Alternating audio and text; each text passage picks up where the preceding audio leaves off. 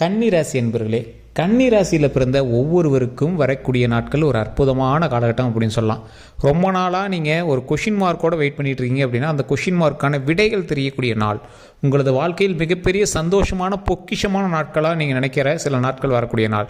நீங்கள் உங்கள் லைஃப்பில் அடுத்த ஸ்டெப்புக்கு போனால் இந்த வருமானம் நமக்கு வரும் சார் அப்படின்னு நீங்கள் ஸ்டெப் எடுத்து வைப்பீங்க பார்த்தீங்களா. அந்த ஸ்டெப்பு இப்போ நீங்கள் எடுத்து வச்சிங்க அப்படின்னா வரக்கூடிய வருமானம், லாபம் எல்லாமே சேர்ந்து வரக்கூடிய ஒரு அற்புதமான காலகட்டம் அப்படின்னு சொல்லலாம் சார். சார், இந்த கன்னிராசிக்கு மட்டும்தான் இந்த தைப்பூசத்தில் இருந்து ஒரு மிக மகிழ்ச்சியான காலகட்டம் அப்படின்னு சொல்லலாம். நான் சொல்கிற விஷயத்தை தயவு செய்து நோட் பண்ணி வச்சுக்கோங்க. நிறைய பேர் ஜோதிடம் பார்க்கணும் அப்படின்னு ஆசைப்படுறீங்க. கீழே டிஸ்கிரிப்ஷனில் நம்பர் கொடுத்துருக்கேன், வாட்ஸ்அப் நம்பர், அதேமாதிரி நார்மல் நம்பர் ரெண்டுமே இருக்குது. நீங்கள் அந்த நம்பருக்கு கூட நீங்கள் ஃபோன் பண்ணி பேசி தெரிஞ்சுக்கலாம். உங்களுடைய பிறந்த தேதி, பிறந்த நேரம் இருந்தால் போதுமானது. நான் சொல்கிறக்கூடிய விஷயத்தை தயவு செய்து முன்னாடியே நீங்கள் நோட் பண்ணி வச்சுக்கோங்க. ஒரு பெண்ணு பேப்பர் எடுத்து கூட நோட் பண்ணி வச்சுக்கோங்க. உங்களது குலதெய்வ கோயிலுக்கு செல்வதற்கு முன்னால், இந்த கன்னிராசிக்காரர்கள் தைப்பூசத்திற்கு பிறகு உங்களோட குலதெய்வ கோயிலுக்கு செல்வதற்கு முன்னால் 2 விளக்கு எடுத்துக்கோங்க, நெய் கொஞ்சம் எடுத்துக்கோங்க, திரி 2, முடிஞ்சால் தாமரை திரி ரொம்பவே நல்லது. தாமரை தண்டு திரின்னு சொல்லுங்கள் பாருங்கள், கடையில் கொடுப்பாங்க. சில முக்கியமான கடைகளில் மட்டும் இருக்கும். இல்லைன்னா நார்மல் திரியை நீங்கள் வந்து பயன்படுத்திக்கோ, நீங்கள் பயன்படுத்தலாம். இதை எடுத்துக்கோங்க.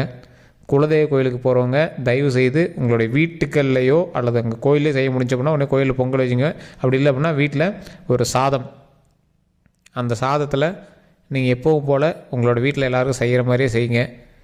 அந்த சாதத்தை செஞ்சு அதை வந்து கொஞ்சம் எச்சில் படாமல் செஞ்சு, எச்சில் படாத பாத்திரத்தில் செஞ்சு சாமிக்கு எடுத்துகிட்டு போங்க. அங்கே வந்து உள்ளே படைக்கிறதில்ல சார், வெளி சாப்பாடுகள்லாம் உள்ளே படைக்கிறதில்ல அப்படின்னா அந்த கோயிலுக்குள்ளே நீங்கள் எடுத்துகிட்டு போங்க. எடுத்துகிட்டு போனீங்க அப்படின்னா போதுமானது.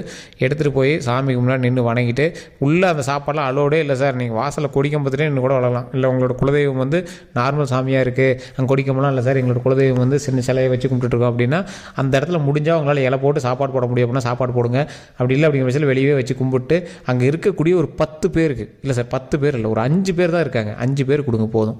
அதில் இருக்கிற அந்த 5 பேர்த்துக்கு வயிறார சாப்பிட்ற அளவுக்கு நீங்கள் கொடுங்க. சார் கொஞ்சம் தான் எடுத்துகிட்டு வந்தோம், ஒரு ஸ்பூன் இருக்குது தான் கொடுக்க முடியும் அப்படின்னா ஒரு ஸ்பூன் கொடுங்க போதுமானது. ஒரு சின்ன கரண்டியில் ஒரு சின்ன ஒரு கப்பில் ஒரு போட்டு அங்கே இருக்கிறவங்களுக்கு கொடுத்தீங்க அப்படின்னா அது போதுமானது.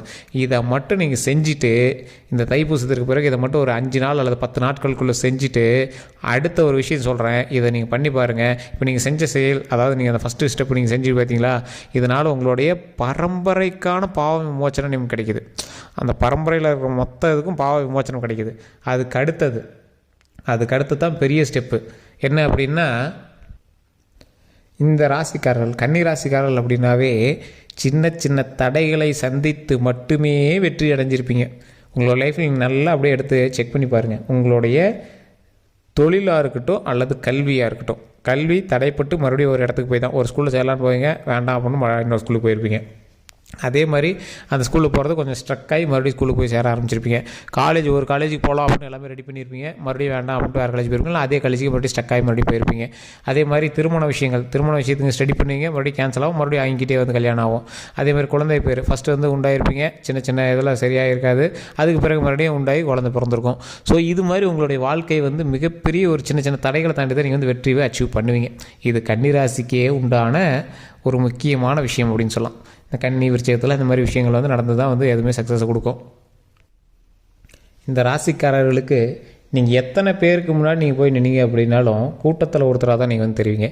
நீங்கள் பேசுகிறது கலகலப்பாக இருக்கலாம், உங்களுடைய கேரக்டரிஸ்டிக்ஸ் கலகலப்பாக இருக்கலாம்.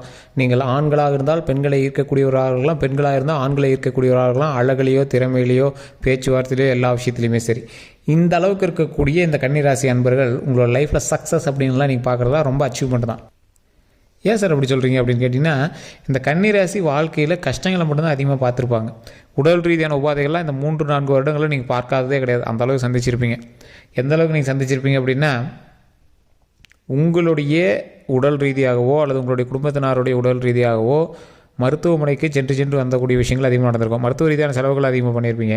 என்னென்னே தெரியல சார் அப்படின்னா அதுக்கு தேவையில்லாமல் நீங்கள் வந்து மெடிக்கேஷன்ஸ்லாம் எடுத்திருப்பீங்க, மெடிக்கல் டைம்ஸ்லாம் நிறையா ஃபாலோ பண்ணியிருப்பீங்க. அப்படி இல்லை சார் அப்படிங்கிறவங்க குழந்தை பேருக்காகவாவது நீங்கள் வந்து ஹாஸ்பிட்டல் போயிட்டு இருந்திருப்பீங்க சார். ஒரு 3 நாட்கள் நீங்கள் வந்து கண்டிப்பாக ஹாஸ்பிட்டலில் இருந்திருப்பீங்க. அது வந்து முன்னாடி கண்டிப்பாக நடந்திருக்கும். சென்ற 2023, 24, 25 இந்த மாதிரி காலகட்டங்கள் கண்டிப்பாக உங்களுக்கு அந்த மாதிரி இருந்திருக்கும். அதற்கு பிறகு தான் வந்து உங்களுக்கு விமோச்சனம் கிடச்சிருக்கும். அதற்கு பிறகு விமோச்சனம் கிடச்சி அந்த விமோச்சனத்தினால் மிகப்பெரிய நன்மைகள் நடந்து அந்த மிகப்பெரிய நன்மையினால் மறுபடியும் மறுபிறப்படுத்த வந்த நீங்கள் தான் அடுத்தடுத்து உங்களுடைய சக்ஸஸை பார்க்க போகிறீங்க.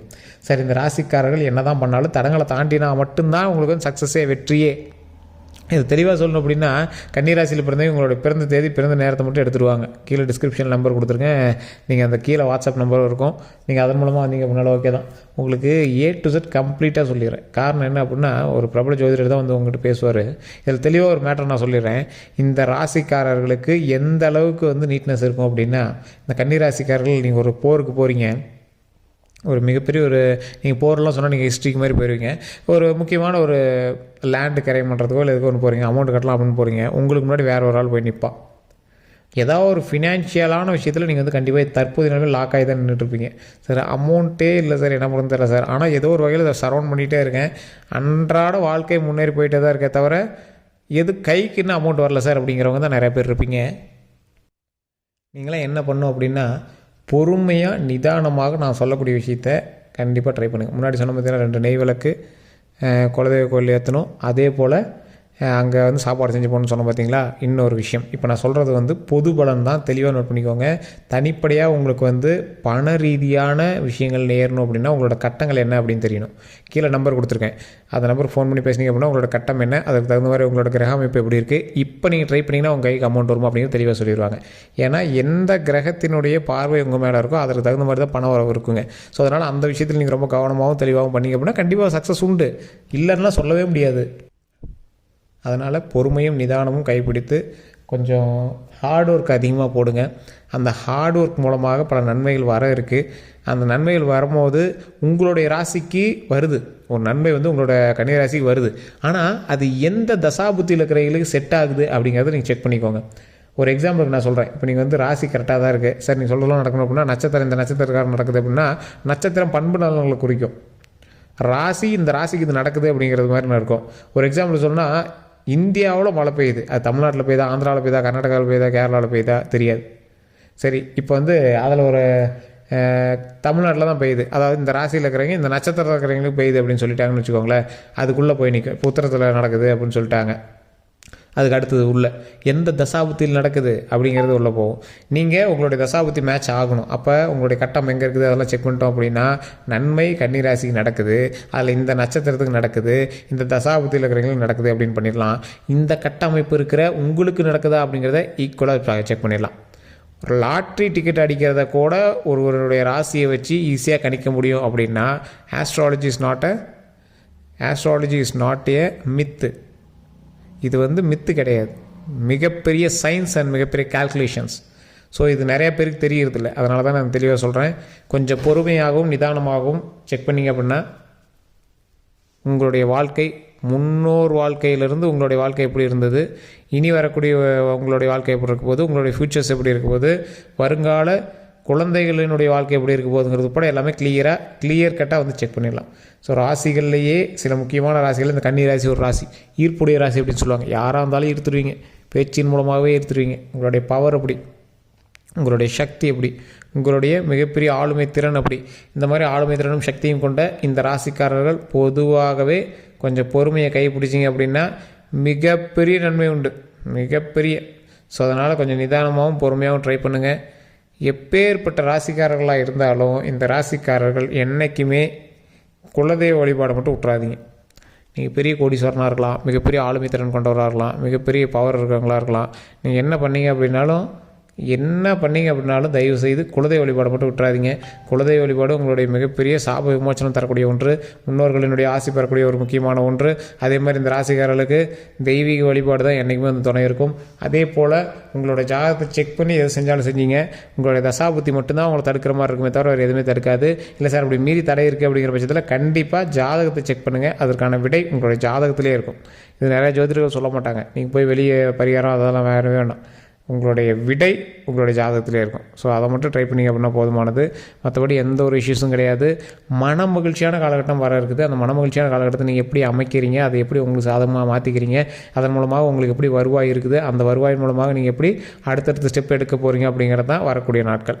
ஸோ இந்த ராசிக்காரர்கள் தொழில் ரீதியாக, மன ரீதியாக, கல்வி ரீதியாக எதை நீங்கள் வந்து முன்கொண்டு வந்தீங்க அப்படின்னாலும் அதற்கேற்ப பல நன்மைகள் வந்து நடந்துட்டு தான் இருக்குது. இனி வரக்கூடிய காலங்களில் நடக்க போகுது. அது உங்களுக்கு நடக்குமா நடக்காதா அப்படிங்கிறத உங்களுடைய கட்டங்கள் மட்டும்தான் தீர்மானிக்கும். இப்போ நான் சொன்னது பொது ஜாதகம், அதில் பரவாயில்லையா இருக்குது அப்படின்னு தான் இருக்குது. 100க்கு 80% மேலே உங்களுக்கு பரவாயில்ல தான். ஆனால் அந்த 80% நீங்கள் இருக்கீங்களா அப்படிங்கிறத ஒன்ஸ் செக் பண்ணிக்கோங்க.